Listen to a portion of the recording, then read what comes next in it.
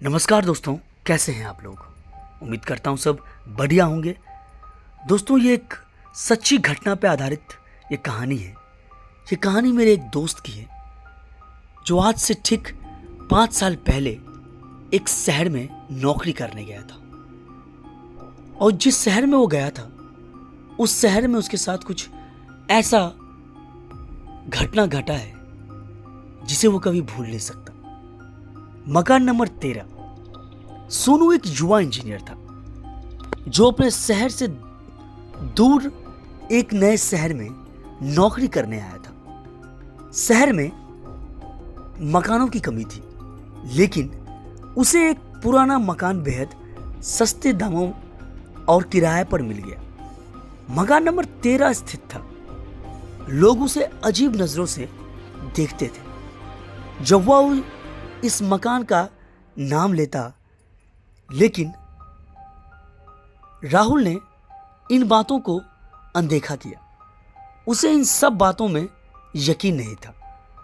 मकान काफी पुराना और जर्जर हालत में था, लेकिन रहना लायक था। पहले ही दिन जब वो मकान में पहुंचा, उसे अजीब सी ठंड महसूस हुई, जबकि बाहर गर्मी का मौसम था। उसने इसे नजरअंदाज किया और अपने सामान को व्यवस्थित करने लगा। मकान के अंदर का माहौल थोड़ा घना और अंधकारमय था।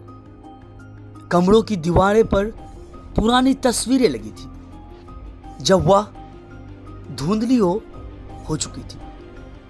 रात होते होते मकान में अजीब आवाजें आने लगी।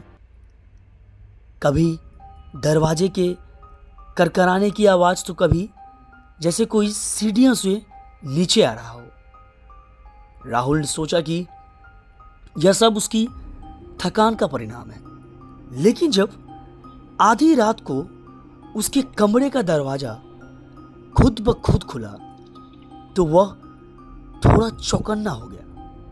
वह उठा और दरवाजा अंदर कर लिया, पर जैसे ही वह सोने के लिए बिस्तर पर लौटा, दरवाजा फिर से धीमे धीमे खुल गया।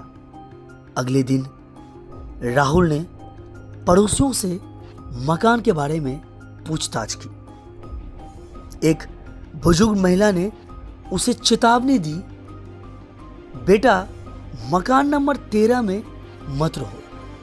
वहां कई साल पहले एक महिला की हत्या कर दी गई थी और उसकी आत्मा अभी तक वहां भटक रही है। जो भी उस मकान में रहने गया, उसने कुछ अजीब घटने का सामना किया। राहुल ने इसे अंधविश्वास समझकर टाल दिया और उसकी मकान में रहने का फैसला किया। लेकिन रात होते ही फिर से अजीब घटनाएं शुरू हो गई। इस बार राहुल को अपने कमरे की खिड़की से बाहर एक साया दिखाई दिया जो धीरे धीरे मकान के अंदर आ रहा था। वह साया सीधा राहुल के कमरे की ओर बढ़ा। उसकी सांसें तेज हो गई और डर के मारे उसकी पूरी शरीर कांपने लगा।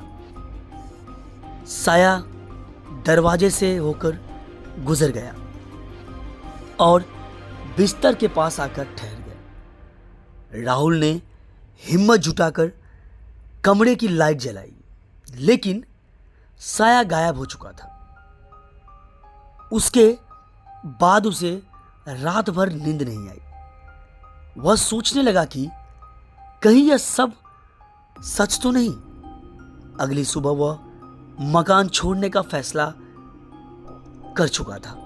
जैसे ही वह सामान पैक कर रहा था, उसने एक पुराना अखबार मिला जिसमें मकान नंबर 13 की कहानी छिपी थी। उसमें लिखा था कि यह मकान की मालकिन एक विधवा महिला की इसी मकान में रहस्यमय तरीके से हत्या कर दी गई थी। उसकी लाश को कभी नहीं ढूंढा जा सका। राहुल ने तुरंत मकान छोड़ दिया और वह शहर से दूर चला गया।